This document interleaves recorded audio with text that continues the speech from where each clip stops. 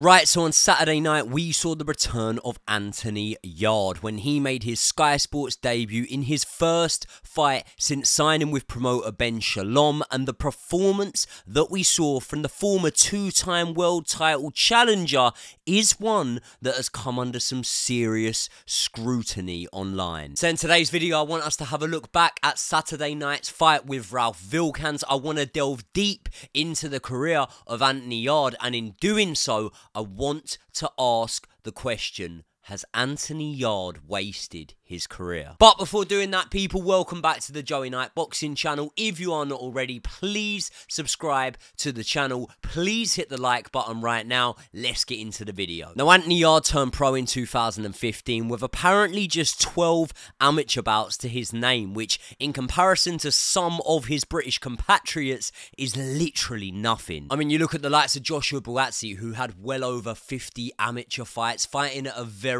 high level, winning an Olympic bronze medal, or for example the likes of Callum Smith, who had over 70 amateur fights, winning national titles. And it really does show you just how inexperienced Anthony Yarde was in comparison to these guys at the time that he turned pro. And that level of inexperience is why I personally feel that Anthony Yarde was very much mollycoddled when it came to the matchmaking and the level of opposition that he was facing when he did first turn over. And to put it into perspective, right, let's have a look at Fabio Wardley, because he turned pro without having any amateur fights. He turned pro off the back of having just 3 white collar fights, and when Fabio Wardley had had 10 pro fights, those opponents had a combined record of 97 wins, whereas Anthony Yarde, the more experienced man, turned pro, and after 10 fights his opponents had a combined record of just 59 wins. And by the way,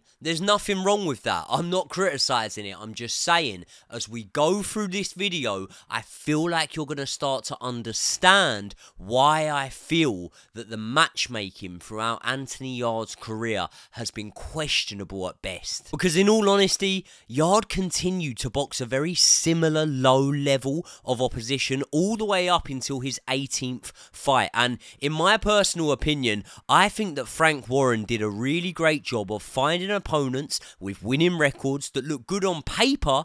However, upon doing a bit of digging, you could pretty quickly find out that these opponents had accumulated those winning records against journeymen and sometimes even club level fighters. There were certain names that Yarde went in with, such as Nicholas Sejloka, who had boxed Arthur Abraham, Callum Smith and Saki Obika, but he had lost convincingly in all of those fights, and he was 40 years old by the time that he boxed Anthony Yarde. Listen, I've spent so long scouring through the records of all of Anthony Yarde's previous opponents up until that 18 fight mark, and I've got to be honest with you, man, I don't even think he had boxed anyone that was even close to English level at that point. However, the step up then came in fight number 19 for Anthony Yarde, and it's at this point that you would maybe imagine that Team Yarde or Frank Warren would decide to pit Anthony Yarde against maybe a British level fighter or someone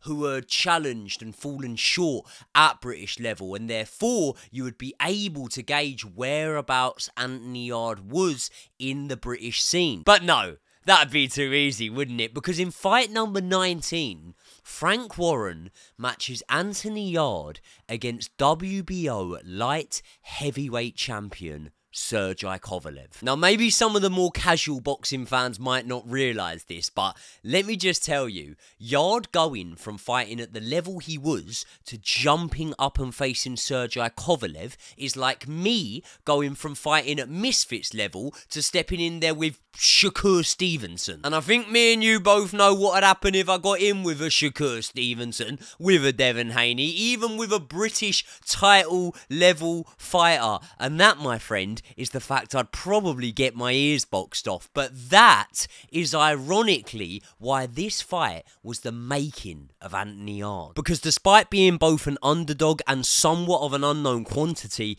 Anthony Yarde had plenty of decent moments in this fight, and he he also showed genuine toughness and boxing ability that I was very skeptical at the time that he could implement at such a high level. That being said though, I do kind of feel like there's somewhat of a false narrative that goes round around this fight, and that is that Anthony Yarde was winning the fight, because if you know you're boxing and you're a neutral, you know, you don't have a horse in the race here, I find it really hard to believe that you could see Anthony Yarde as winning this fight. In fact, a few Anthony Yarde fans are going to hate me for saying this, but I don't really feel from a scorecard perspective this fight was even that close. But that also doesn't mean that I don't feel that Yarde had won any of the rounds. It's just that in life, and especially in boxing, there is middle ground. And at the start of the 8th, I had probably given Kovalev 5 rounds to that point and maybe 2 rounds to Anthony Yarde. But I felt like every single round saw both men land some great shots and do some great work. But in the 8th round, Anthony Yarde came within inches of pulling off one of the best upsets from a British fighter overseas when he rocked the Russian champion to his boots with a heavy short right hand and then completely emptied the tank on Sergei Kovalev. And much to the credit of Sergei Kovalev, in the following rounds, he used every single bit of know-how, every single bit of experience, ring generalship and boxing IQ to not only claw his way back into the fight, but to strategically break Yarde down before stopping the exhausted Brit in the 11th round. But much like many defeats throughout boxing history, this was a defeat in which Anthony Yarde's stock grew, and it whetted the appetite for fight fans to see just where Anthony Yarde could go with his career. And I feel like most of us wanted to see him take a more conventional route. But this is where the phrase wasted potential really became one that I feel applies to Anthony Yarde's career, because 4 months later, Anthony Yarde returned to the ring and he fought a man called Diego Ramirez. Now, I didn't expect Yarde to jump straight back in there with a killer, but Ramirez at the time had a record of 4 wins, 48 losses and 3 draws, and at the time of fighting Anthony Yarde was coming in off the back of 6 straight defeats. Now, one more bout followed before Yarde finally took a fight that could give us a serious measuring stick as to where he was when he took on British level fighter Lyndon Arthur. And I only say British level because that is where Arthur was at the time. He has since gone on to challenge for a world title, and Arthur was a slick back foot boxer with a sharp jab, good fight IQ and great discipline. And despite Yarde being the hotter prospect with more pull power, after 12 rounds, Lyndon Arthur was given a split decision win. And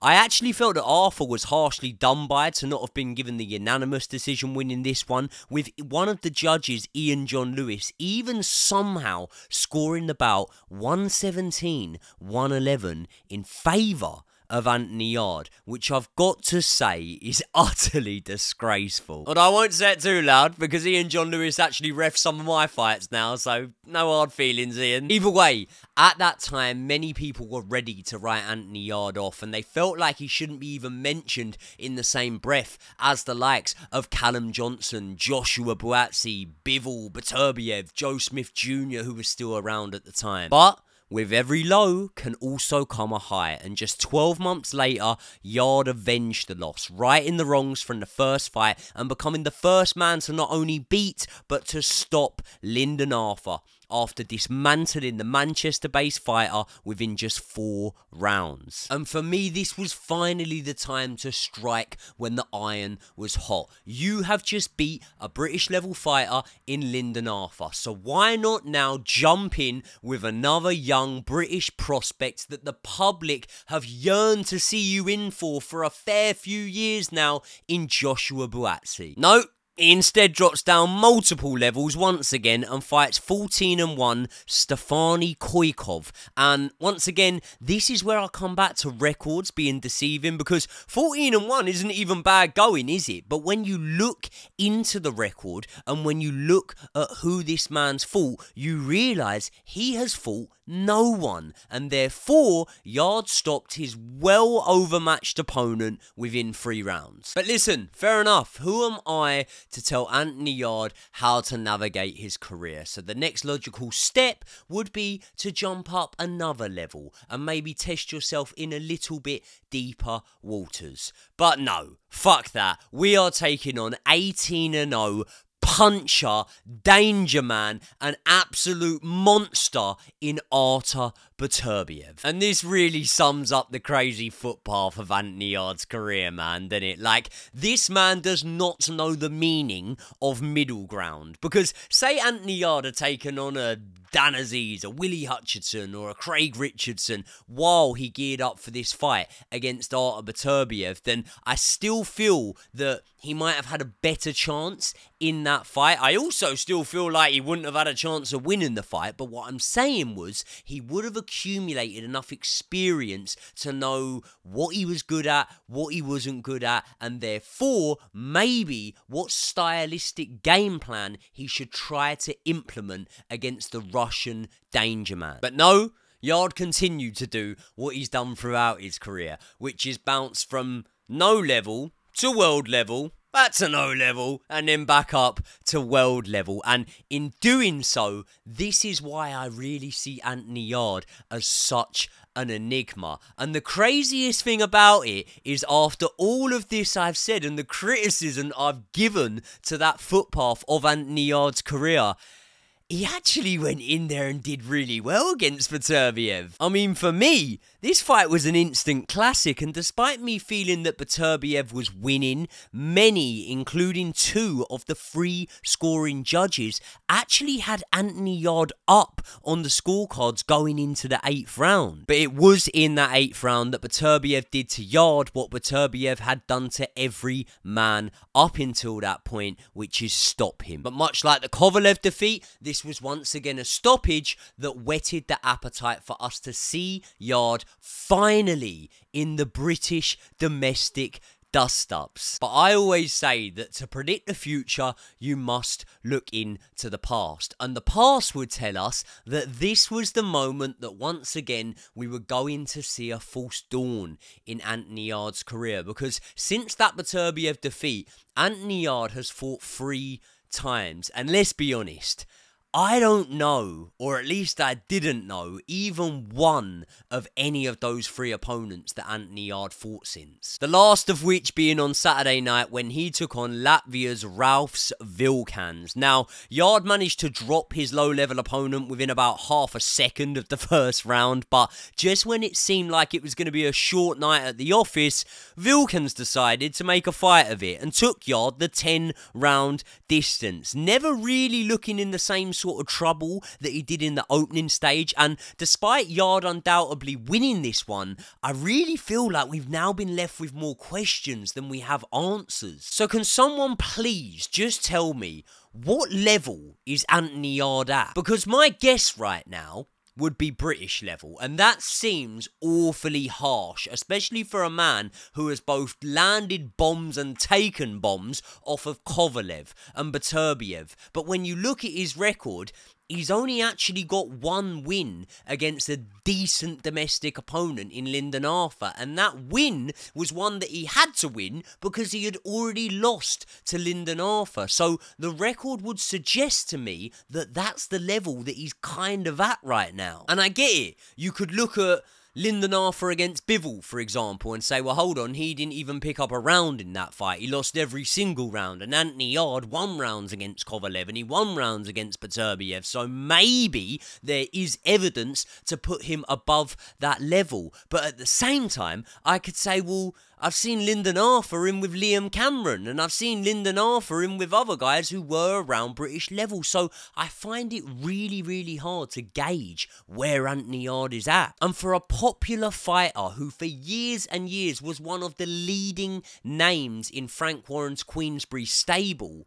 why has the matchmaking gone the way it has? Why hasn't he ever fought for a European title? Why hasn't he ever fought any former world champions? Why hasn't he fought guys that have a good name to have on your record, but maybe was somewhat on the slide at the time of fighting them? And by the way, this sounds like I'm asking loaded questions, and I honestly want you guys to know that I'm seriously not. I genuinely really rate Anthony Yarde. I think he's a great natural talent. I think he's shown immense amounts of not only bravery but toughness in his fights, and I think he's shown that in moments he is able to carry that ability up to world level. But I just can't seem to fathom why his career has panned out in such a bizarre way. And it's not just in the ring, it's even what he does in the gym. Like, you lot can dispel this for me if you're on the inside and you know this, but who does Anthony Yarde spar with? Have you ever heard of Anthony Yarde sparring with any world level fighters, any British level fighters? Because, look, I'm just going to throw it out there. I personally know that Anthony Yarde spars with people from the white collar and the unlicensed scene, and I know that firsthand because I know some of the guys that go and spar Anthony Yarde. So what I'm saying is, when you listen to the words of Tunde Ajayi for all those years who said, we don't actually spar, we just do sort of technical pad work sparring and stuff like that, are we right to believe it, or is it all just wool over our eyes, and are we being misleaded, and therefore for opponents they are being lured into a false sense of security when they come up against Anthony Yarde? But listen, I've got some good news for you, because I saw Joshua Buatsi out in Saudi Arabia last week, and he has just signed with Ben Shalom and Sky Sports. So now, seemingly, it looks like all avenues and all roads should surely lead, finally, to the domestic dust-up between Joshua Buatsi and Anthony Yarde. And if that one happens, I cannot wait to see it, and I can tell you for sure I will definitely be in attendance. But what I want to know is your lot's thoughts on Anthony Yarde's career. I want to know where you rank him at this moment in time. On BoxRec, they've got him inside the top 10 light heavyweights, but as I say, I'm not disagreeing with it, but I also don't know I've got enough evidence to agree with it. So please let me know your thoughts on today's video. Also, let me know what else you want me to cover on the channel. Thanks for sticking around to the end of another video, and I will see you all in the next one.